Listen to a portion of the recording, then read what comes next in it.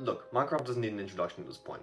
Most popular game of all time, helped popularize countless YouTubers. You get it, right? That's all fun and games, but it's not what I'm here to talk about today. No, what I'm talking about is times when Minecraft themselves tried making a story out of their own game. Since we already know this game very well, story is crucial when trying to adapt it. As such, we're going to look at a couple of different times when they try to adapt the story well. First place to start, and as I hope many of you already expect, is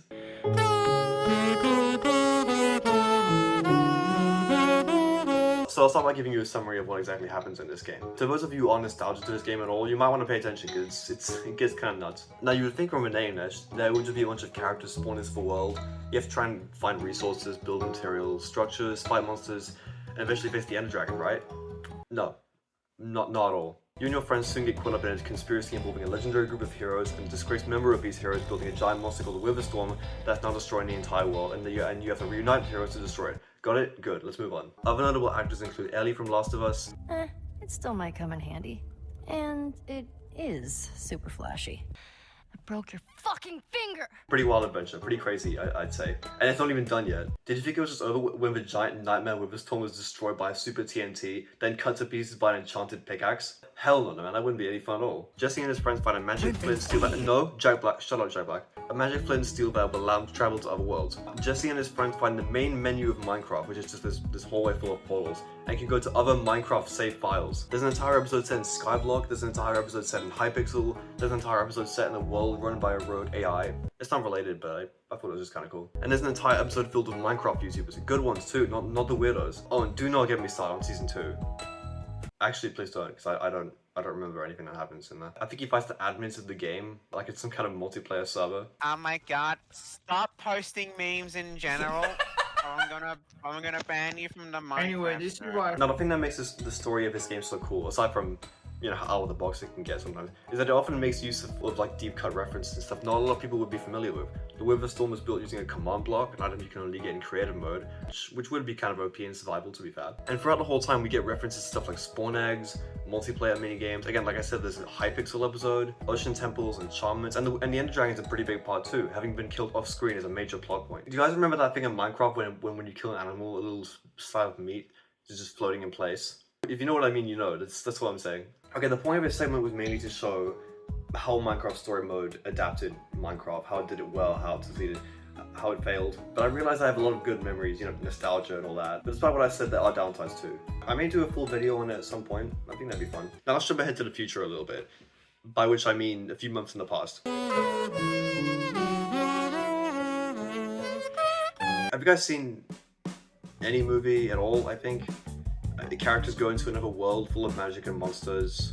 I don't know, seems pretty common these days. You guys seen Jumanji? No? No one? Now, the Minecraft movie is about this randomly brought together group of regular humans being dropped into the Minecraft world and having to find a way to escape. That's kind of all I got, to be honest. I'll keep you updated. The villain is this piglin who, yeah, no one cares.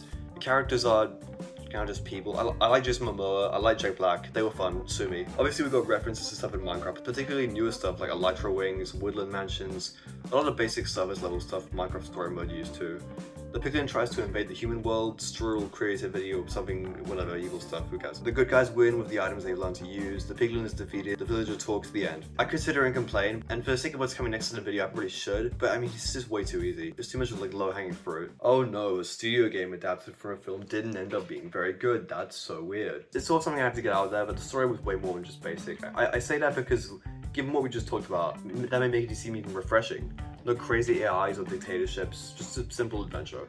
I'll even throw another boat. They introduced this idea of briefly using a crafting table with items brought in from the real world to get some pretty weird results. I would have liked the video that more, but it was cool. But regardless, I, Arthur the Croonie Dude, a professional film critic extraordinaire, have to make this exceptionally clear. This film fucking sucks. This isn't gonna work at all, you guys already know these figures. Oh, hey, welcome back. Despite everything I've said and all the complaints / compliments I've given, which story I think is better written, you know, nostalgia-wise, I want you to think for a moment how these did, you know, just popularity-wise, or money-wise. Story Mode had this expansive, ambitious story, spanned chapters with several plot elements, places to explore, characters, twists and turns along the way. It drove the studio into bankruptcy. It was basically sold to spare parts for Netflix. The Minecraft movie, on the hand, it still hasn't stopped earning numbers, however many of such a screaming 20-year-old. Because the final lesson here is that I lied. I said at the start that the key to adapting Minecraft is the story, right? What happens along the way. The truth is, it doesn't really matter all that much. I mean, yeah, Minecraft story mode was great. Shut the fuck up, Alpha, who cares? It's also slow, too movie-like for a game, not too kiddie in terms of humor, and the characters aren't really engaging enough to carry along the lack of gameplay. And the movie, yeah, it's not very well written. We kind of know that. That's kind of given. But not a single person in the HTML graphic cares. It's a fun time. You just go in, you laugh at a couple of jokes, you admire the special effects. In my case, I guess I'm the only one, and you have a bit of fun, right? And even stuff like Minecraft Dungeons and Minecraft Legends don't count too much on story. From the few videos I've watched on them, their failures came from gameplay elements and gameplay alone. So if you've come this far on a little journey, after you consider maybe leaving a comment, now you know the real message behind this. There's a lot to content that can't be predicted or managed simultaneously. Some things might have a good story and some might excel on literally anything else, but they can always be a good experience for someone out there.